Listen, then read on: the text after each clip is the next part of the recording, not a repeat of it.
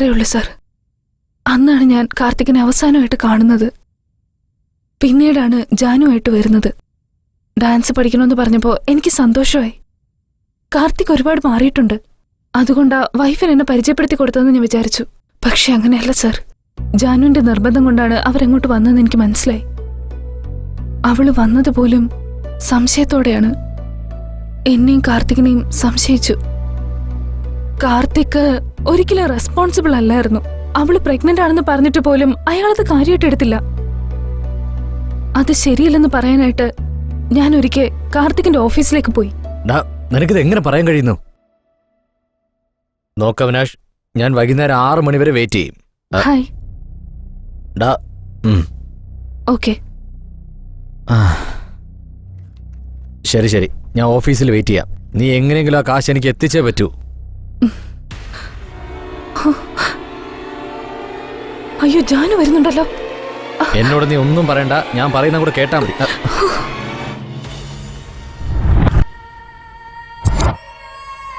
ആ ഒരു സംഭവം കാരണം ഇങ്ങനെയൊക്കെ നടക്കുമെന്ന് ഞാൻ ഒരിക്കലും കരുതിയില്ല സർ. അപ്പൊ ആരാ അത് ചെയ്തത്? അറിയില്ല സർ, എനിക്കൊന്നും തന്നെ അറിയില്ല. Okay, take rest. വീണ്ടും കാണാം. Okay sir.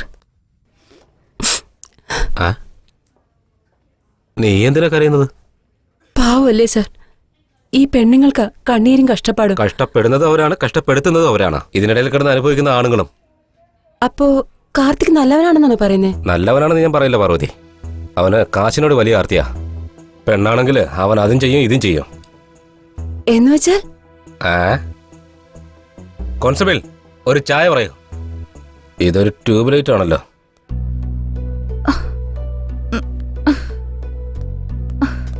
ക്ഷേത്ര, എങ്ങനെയുണ്ട് ക്ഷേത്ര? ഇതെങ്ങനെയാ നടന്നത്? എങ്ങനെയാന്ന് ചോദിച്ചാ നീ കാരണോ? മര്യാദയ്ക്ക് അന്നേ എന്നെ കല്യാണം കഴിച്ചിരുന്നെങ്കിൽ ഇങ്ങനെയൊന്നും ഉണ്ടാവില്ലായിരുന്നു. ഞാൻ വേണമെന്ന് വെച്ച് ചെയ്തതല്ല ക്ഷേത്ര. ആ അപ്പോയിന്റ്മെന്റ് ഒക്കെ നാളെ ഷെഡ്യൂൾ ചെയ്യണം കേട്ടോ. എന്നാടാ കല്യാണം? എടാ, ഇനി ഒരു 3 മണിക്കൂറിനുള്ളിൽ കല്യാണോ? നീ എന്നെ ക്ഷണിക്കുന്നില്ലേ? എടാ, സഡനായിട്ട് പ്ലാൻ ചെയ്തതാ. എല്ലാം ക്ഷേത്രയുടെ പ്ലാനിങ്ങാ. നിങ്ങൾ അത്രയ്ക്കും പ്രേമത്തിലാണോ? എന്താ നീ അങ്ങനെ ചോദിച്ചേ? വേറെന്ത് പറയാൻ? ഞാൻ സ്നേഹിച്ചവളെ നിനക്ക് പരിചയപ്പെടുത്തിയപ്പോ അവള് സെറ്റിൽ ആവുമെന്ന് കരുതി. നീ അവളെ സെറ്റാക്കി എടുത്തു അല്ലേ?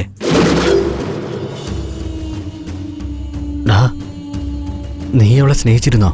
സ്നേഹിക്കാതെ അവളെ ഞാൻ നിനക്ക് എങ്ങനെ പരിചയപ്പെടുത്തും? അവൾ എന്തിനു ഫേമസ് ആവണമെന്ന് ആഗ്രഹിക്കണം? നീ സ്നേഹിച്ചു, പക്ഷെ അവള് തിരിച്ച് സ്നേഹിച്ചില്ലല്ലോ. ശരിയാ, ക്ഷേത്ര എന്നെ സ്നേഹിച്ചിട്ടില്ല. ഞാനാ അവളെ സ്നേഹിച്ചത്. ക്ഷേത്ര എനിക്ക് ജീവനാടാ. വളരെ നാളുകളായി ഞാൻ അവളെ സ്നേഹിക്കുന്നു. പക്ഷെ അവളോട് ഞാനത് പറഞ്ഞിട്ടില്ല. വീണ്ടും കാണണമെന്ന് ഞാൻ ആഗ്രഹിച്ചു. അവളുടെ പേപ്പറിലെ ആഡ് കണ്ടപ്പോൾ വീണ്ടും ഞാൻ ഒരുപാട് ആഗ്രഹിച്ചു. അവൾക്ക് സപ്പോർട്ട് വേണമെന്നുള്ളപ്പോഴൊക്കെ ഞാൻ അവളെ സപ്പോർട്ട് ചെയ്തു. അവൾക്ക് ഫിനാൻഷ്യൽ പ്രോബ്ലം വന്നപ്പോൾ എൻ്റെ വീട് വിറ്റ് ഞാൻ പണം കൊടുത്തു. അവൾക്ക് വേണ്ടി ഞാൻ എന്തും ചെയ്യും കാർത്തിക്. അത്രയ്ക്കിഷ്ടം എനിക്ക് അവളെ. സത്യമായിട്ടും ഞങ്ങൾ തമ്മിൽ പ്രേമിച്ചതാടാ. നീ ഇപ്പം ഇങ്ങനെ പറഞ്ഞ നമ്മുടെ ഫ്രണ്ട്ഷിപ്പിന് ഇന്ന് വിലയുണ്ടടാ. ഫ്രണ്ട്ഷിപ്പിനെ പറ്റി നീ സംസാരിക്കണ്ട. ഫ്രണ്ട് ലവ് ചെയ്ത പെണ്ണിനെ നീ തട്ടിയെടുത്തു. എൻ്റെ പ്രാണനായി സ്നേഹിച്ച ആ പെണ്ണില്ലാതെ എനിക്കിനി ജീവിക്കാൻ കഴിയില്ല. നീ ആരെ പേടിപ്പിക്കുന്നേ? പോടാ, പോ. പോകാം, ഞാൻ പോകാം. ഇതുവരെ ഞാൻ എൻ്റെ ക്ഷേത്രയ്ക്ക് വേണ്ടി എല്ലാം വിട്ടു കളഞ്ഞിട്ടുണ്ട്.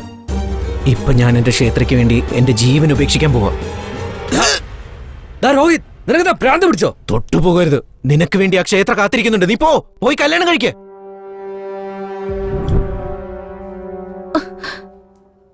ഞാൻ ഒരിക്കലും അവൻ ഇതുപോലെ കണ്ടിട്ടില്ല.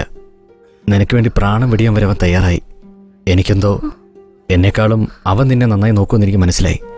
എന്നിരുന്നാലും പ്രേമിച്ചവർക്ക് എന്താ വേണ്ടേ? അവൻ പ്രേമിച്ച പെണ്ണ് നന്നായിരുന്നാൽ മതി എന്ന് എനിക്ക് തോന്നി. പ്രേമിച്ചെന്നോ? എങ്ങനെ? എന്നോട് സഹതാപം കാണിച്ച് എന്നോടടുത്ത് എന്നെ കല്യാണം കഴിക്കാൻ ശ്രമിച്ചു. എത്ര ആഗ്രഹത്തോടെ ഞാൻ ആ റൂമിനകത്തേക്ക് പോയത്. പക്ഷെ അവൻ വേറൊരുത്തന് റൂമിനകത്തേക്ക് കൂട്ടിക്കൊണ്ടുവന്ന് എന്നെ വിറ്റ് കാശാക്കി. എന്നെ അവന്റെ അടിമയാക്കാൻ ശ്രമിച്ചു. അവന് വേണ്ടത് എന്നെ ആയിരുന്നില്ല, എന്റെ ശരീരം. ഏത് വിധേനയും പണം സമ്പാദിക്കുക എന്നതായിരുന്നു അവന്റെ ലക്ഷ്യം. അങ്ങനെയോ? പക്ഷെ അവൻ ചത്തുകളെന്ന് പറഞ്ഞല്ലോ. കൈ പോലും അവൻ മുറിച്ചു കാണിച്ചു. മരിക്കാൻ തുനിഞ്ഞിറങ്ങിയവൻ കൈയല്ലേ മുറിച്ചത്? കഴുത്തല്ലല്ലോ മുറിച്ചത്. അപ്പൊ അവന്റെ പ്രേമം? അവന്റെ പ്രേമമൊക്കെ വെറും അഭിനയ കാർത്തിക്. അവന്റെ കള്ളത്തരം നീ വിശ്വസിച്ചു, എന്റെ സ്നേഹം നീ വിശ്വസിച്ചില്ലല്ലോ കാർത്തിക്. അവൻ രണ്ടുപേരുടെ ജീവിതം നശിപ്പിച്ചു. ഇപ്പൊ നമ്മൾ എന്താ ചെയ്യണ്ടേ? ഒന്നും ചെയ്യാനില്ല. കേസിൽ നിന്ന് രക്ഷപ്പെടാനും പറ്റില്ല. എനിക്കിനി ഡാൻസ് സ്കൂൾ നടത്താനും കഴിയില്ല. നിനക്കിനി സ്റ്റുഡിയോ റൺ ചെയ്യാനും കഴിയില്ല. നമ്മുടെ ലൈഫ് സ്പോയിലായി. ഇല്ലെങ്കിൽ നമുക്കിവിടുന്ന് ഒളിച്ചോടിയാലോ? വേറെ എങ്ങോട്ടെങ്കിലും പോയി നമുക്ക് പുതിയൊരു ലൈഫ് സ്റ്റാർട്ട് ചെയ്താലോ? നീ എന്തായി പറയുന്നത്? അത് ശരിയാണ്. അത് കുറച്ച് പാടായിരിക്കും. എനിക്ക് കുറച്ച് സമയം തരൂ. സർ, തെളിവുകളെല്ലാം കിട്ടിയല്ലോ, പിന്നെന്തിനാ ടെൻഷൻ?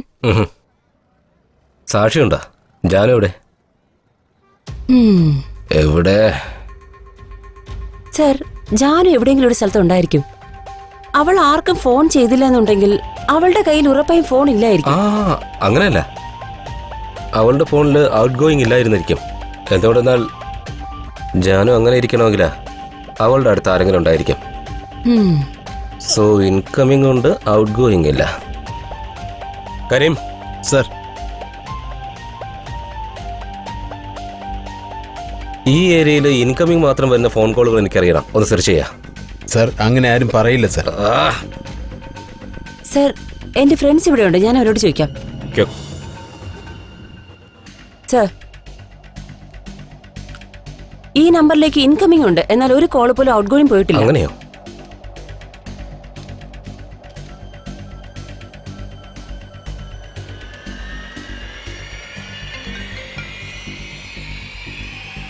ഹലോ, കറക്റ്റായിട്ട് നിന്റെ നമ്പറിലാണ് വിളിച്ചത്. എടാ, നീ എവിടെയാടാ?